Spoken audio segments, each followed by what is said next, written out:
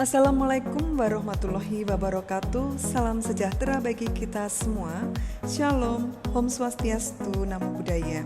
Bertemu lagi dengan saya, Pupur, dan hari ini kita akan belajar materi IPS kelas 9 tentang pasar bebas.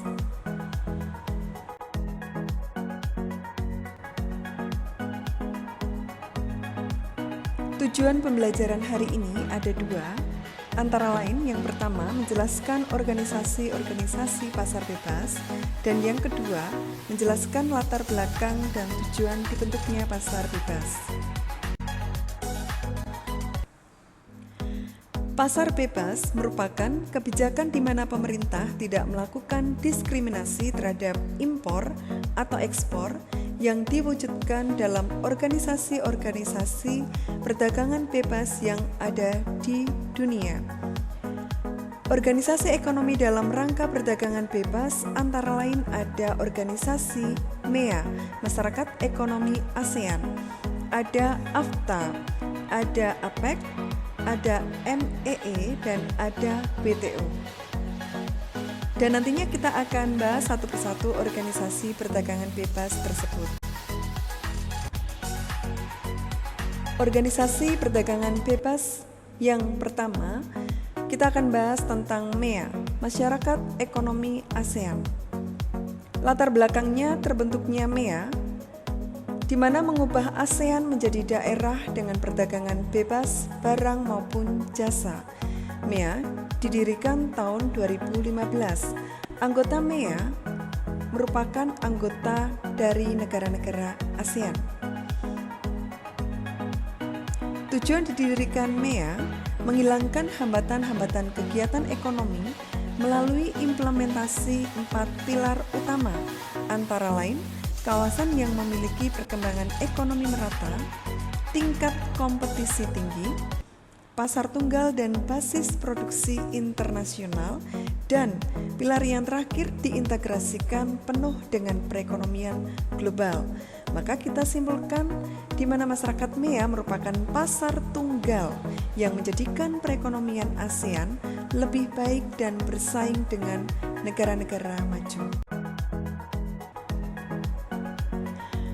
Organisasi perdagangan bebas yang kedua dinamakan AFTA atau ASEAN Free Trade Area, di mana latar belakangnya yaitu wujud kesepakatan negara-negara ASEAN yang membentuk kawasan perdagangan bebas, yaitu menjadikan ASEAN basis produksi dunia. Didirikan tahun 1902. Tujuan didirikan AFTA antara lain meningkatkan perdagangan antar negara anggota ASEAN dan menjadikan ASEAN tempat produksi kompetitif yang berdaya saing global. Organisasi perdagangan bebas yang ketiga yaitu APEC atau Asia Pacific Economic Corporation.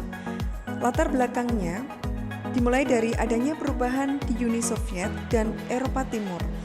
Sejak runtuhnya Uni Soviet dengan sistem ekonomi komunis yang tertutup secara bertahap, diikuti oleh negara Eropa Timur yang berubah menjadi sistem ekonomi liberal dan bebas, kemudian muncullah kesadaran bahwa pada dasarnya setiap negara saling membutuhkan lewat perdagangan bebas.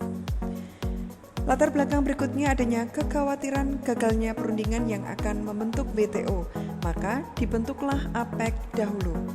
Dan APEC didirikan tahun 1989 dengan bertujuan yaitu meningkatkan ekonomi di Asia Pasifik, merupakan tempat usaha negara maju untuk membantu negara-negara berkembang, meningkatkan perdagangan dan investasi antar anggota, serta menjalankan kebijakan ekonomi secara sehat dengan tingkat inflasi rendah.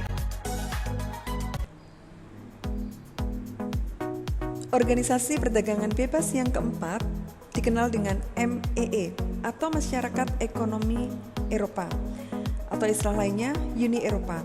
Latar belakang terbentuknya Uni Eropa atau MEE yaitu dimulai dari keluarnya dari permasalahan kemiskinan dan perpecahan akibat dari Perang Dunia II, serta ditandatanganinya perjanjian pendirian pasar bersama yaitu batu bara dan baja Eropa oleh 6 negara yang mencakup sektor ekonomi. Maka, terbentuklah MEE dengan tujuan integrasi Eropa, menyatukan Eropa dengan cara menjalin kerjasama ekonomi, memperbaiki taraf hidup, dan memperluas lapangan kerja. Tujuan berikutnya meluaskan hubungan dengan negara-negara selain anggota MEE atau Masyarakat Ekonomi Eropa. Organisasi Perdagangan Bebas yang terakhir yaitu WTO, di mana latar belakangnya mulai terbentuk 1 Januari 1995 dan terbentuk setelah dilakukannya perundingan Uruguay yang mencakup semua bidang perdagangan, salah satunya pemotongan bea masuk.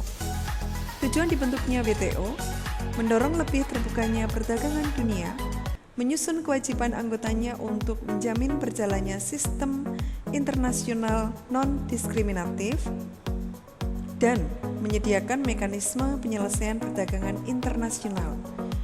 Maka WTO dianggap merupakan satu-satunya badan internasional yang mengatur masalah perdagangan antar negara di dunia.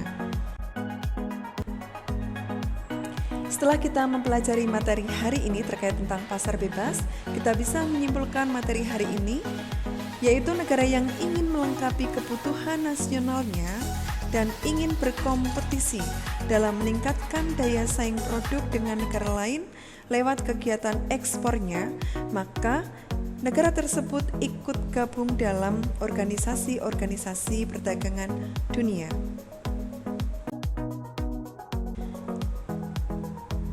Saya akhiri cukup sekian dan saya ucapkan terima kasih untuk pembelajaran hari ini. Wassalamualaikum warahmatullahi wabarakatuh. Salam sejahtera bagi kita semua. Shalom, Om Swastiastu, Namo Buddhaya.